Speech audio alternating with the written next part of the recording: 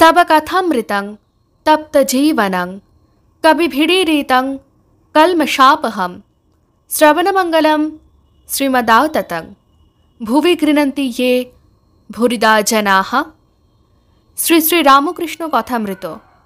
ঠাকুর শ্রী রামকৃষ্ণ দক্ষিণেশ্বর মন্দিরে ভক্ত সঙ্গে, দাতৃংশ পরিচ্ছেদ, 1884, 25শে মে।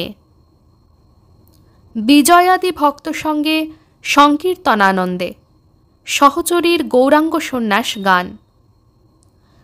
কীর্তনী গৌর সন্ন্যাস গাইতেছেন ও মাঝে মাঝে আখর দিতেছেন।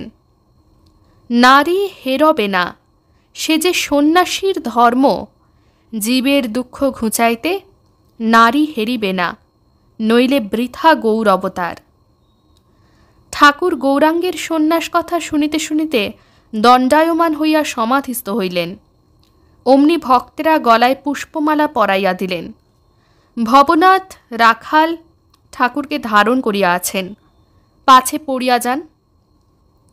ঠাকুর উত্তরাস্য। বিজয়, কেদার, রাম, মাস্টার, মনমোহন, লাটু প্রভৃতি ভক্তেরা মণ্ডলাকার করিয়া তাহাকে ঘেরিয়া দাঁড়াইয়া আছেন। সাক্ষাৎ গৌরাঙ্গ কি আসিয়া ভক্ত সঙ্গে হরিনাম মহোৎসব করিতেছেন? অল্পে অল্পে সমাধি ভঙ্গ হইতেছে। ঠাকুর সচ্চিদানন্দ কৃষ্ণের সহিত কথা কহিতেছেন।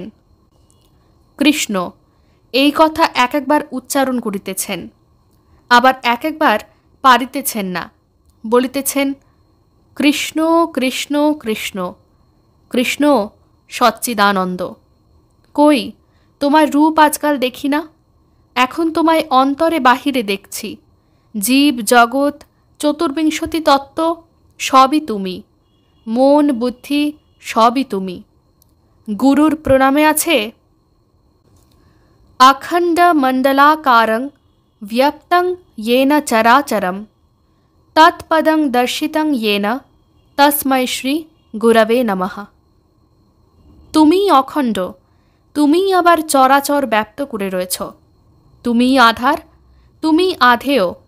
প্রাণ কৃষ্ণ, মন কৃষ্ণ, বুদ্ধি কৃষ্ণ, আত্মা কৃষ্ণ। প্রাণ হে গোবিন্দ মম জীবন। বিজয়ও আবিষ্ট হইয়াছেন। ঠাকুর বলিতেছেন, বাবু তুমিও কি বেহুশ হয়েছ? বিজয় বিনীতভাবে, আজ্ঞা না। কীর্তনী আবার গাইতেছেন, আঁধলো প্রেম।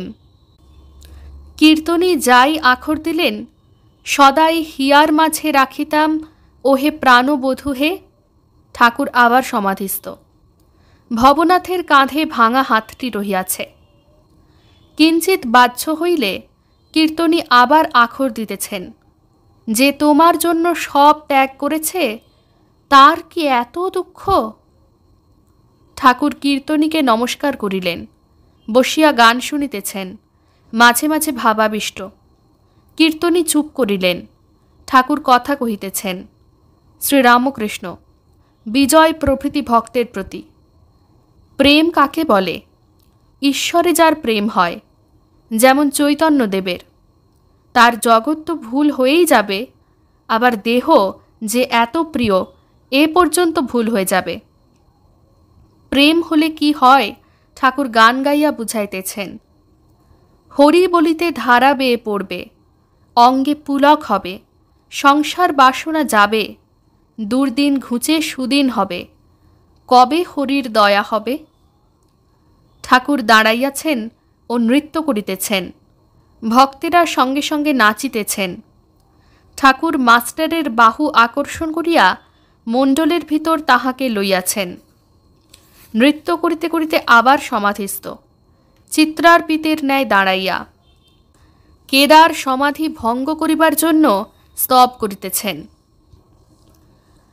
হৃদয় কমল মধ্যে নির্বিশেষং নিরীহম হরিহর বিধি বৈদ্যং योगी भीर ध्यान गम्यम जनन मरण भीति व्रंशी सच्चिद स्वरूपम सकल भुवन बीजं ब्रह्म चैतन्य मीडे। ক্রমে সমাধি ভঙ্গ হইল। ঠাকুর আসন গ্রহণ করিলেন ও নাম করিতেছেন। ওং সচ্চিদানন্দ, গোবিন্দ গোবিন্দ গোবিন্দ, যোগমায়া, ভাগবত ভক্ত ভগবান। কীর্তন ও নৃত্যস্থলের ধূলি ঠাকুর লইতেছেন। 33 পরিচ্ছেদ। ঠাকুর গঙ্গার ধারের গোল বারান্দায় বসিয়াছেন। কাছে বিজয়, ভবনাথ, মাস্টার, কেদার প্রভৃতি ভক্তগণ। ঠাকুর এক একবার বলিতেছেন, হা কৃষ্ণ চৈতন্য। শ্রীরামকৃষ্ণ বিজয় প্রভৃতি ভক্তদের প্রতি, ঘরে নাকি অনেক হরিনাম হয়েছে, তাই খুব জমে গেল। ভবনাথ, তাতে আবার সন্ন্যাসের কথা। শ্রীরামকৃষ্ণ, আহা কি ভাব! এই বলিয়া গান ধরিলেন। প্রেমধন বিলায় গোরা রায়, প্রেম কলসে কলসে ঢালে, তবু না ফুরায়। চাঁদ নিতাই ডাকে আয় আয়, চাঁদ গৌর ডাকে আয়। শান্তিপুর ডুবু ডুবু নদে ভেসে যায়। বিজয় প্রভৃতির প্রতি, বেশ বলেছে কীর্তনে, সন্ন্যাসী নারী হেরোবে না, এই সন্ন্যাসীর ধর্ম। কি ভাব! বিজয়, আজ্ঞা হাঁ। শ্রীরামকৃষ্ণ, সন্ন্যাসীকে দেখে তবে সবাই শিখবে, তাই অত কঠিন নিয়ম। নারীর চিত্রপট পর্যন্ত সন্ন্যাসী দেখবে না, এমনই কঠিন নিয়ম। কালো পাঁঠা মার সেবার জন্য বলি দিতে হয়, কিন্তু একটু ঘা থাকলে হয় না। রমণী সঙ্গ তো করবেই না, মেয়েদের সঙ্গে আলাপ পর্যন্ত করবে না। বিজয়, ছোট হরিদাস ভক্ত মেয়ের সঙ্গে আলাপ করেছিল। চৈতন্যদেব হরিদাসকে ত্যাগ করলেন। শ্রীরামকৃষ্ণ, সন্ন্যাসীর পক্ষে কামিনী আর কাঞ্চন যেমন সুন্দরীর পক্ষে তার গায়ের বোঁটকা গন্ধ, ও গন্ধ থাকলে বৃথা সৌন্দর্য। মারোয়াড়ি আমার নামে টাকা লিখে দিতে চাইলে, মথুর জমি লিখে দিতে চাইলে, তা লোতে পারলাম না। সন্ন্যাসীর ভারী কঠিন নিয়ম। যখন সাধু সন্ন্যাসী সেজেছে, তখন ঠিক সাধু সন্ন্যাসীর মতো কাজ করতে হবে। থিয়েটারে দেখো নাই, যে রাজা সাজে সে রাজাই সাজে, যে মন্ত্রী সাজে সে মন্ত্রীই সাজে। একজন বহুরূপী ত্যাগী সাধু সেজেছিল। বাবুরা তাকে 1 তোড়া টাকা দিতে গেল, সে উহু করে চলে গেল, টাকা ছুঁলেও না। কিন্তু খানিক পরে গা হাত পা ধুয়ে নিজের কাপড় পরে এলে, বললে, কি দিচ্ছিলে এখন দাও। যখন সাধু সেজেছিল তখন টাকা ছুঁতে পারে নাই, এখন 4 আনা দিলেও হয়। কিন্তু পরমহংস অবস্থায় বালক হয়ে যায়। 5 বছরের বালকের স্ত্রী পুরুষ জ্ঞান নাই, তবু লোকশিক্ষার জন্য সাবধান হতে হয়। শ্রীযুক্ত কেশব সেন কামিনী কাঞ্চনের ভিতর ছিলেন, তাই লোকশিক্ষার ব্যাঘাত হইল। ঠাকুর এই কথা বলিতেছেন। শ্রীরামকৃষ্ণ, ইনি অর্থাৎ কেশব, বুঝেছ? বিজয়, আজ্ঞা হাঁ। শ্রীরামকৃষ্ণ, এদিক ওদিক 2 রাখতে গিয়ে তেমন কিছু পারলেন না।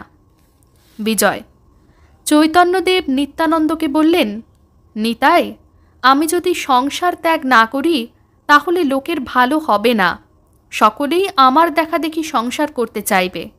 কামিনী কাঞ্চন ত্যাগ করে হরিপাদপদ্মে সমস্ত মন দিতে কেহ চেষ্টা করবে না। শ্রীরামকৃষ্ণ, চৈতন্যদেব লোকশিক্ষার জন্য সংসার ত্যাগ করলেন। সাধু সন্ন্যাসী নিজের মঙ্গলের জন্য কামিনী কাঞ্চন ত্যাগ করবে, আবার নির্লিপ্ত হলেও লোকশিক্ষার জন্য কাছে কামিনী কাঞ্চন রাখবে না। ন্যাসী সন্ন্যাসী জগৎগুরু, তাকে দেখে তবে তো লোকের চৈতন্য হবে। সন্ধ্যা আগত প্রায়। ভক্তেরা ক্রমে ক্রমে প্রণাম করিয়া বিদায় গ্রহণ করিতেছেন। বিজয় কেদারকে বলিতেছেন, আজ সকালে ধ্যানের সময় আপনাকে দেখেছিলাম, গায়ে হাত দিতে যায়, কেউ নাই। ওং নিরঞ্জনং নিত্যম অনন্তরূপম ভক্তানুকম্পা ধৃত বিগ্রহং বৈ ঈশাবতারং পরমেশমেঢ্যং তং রামকৃষ্ণং শিরসা নমামহ। শ্রীরামকৃষ্ণ অর্পণমস্তু।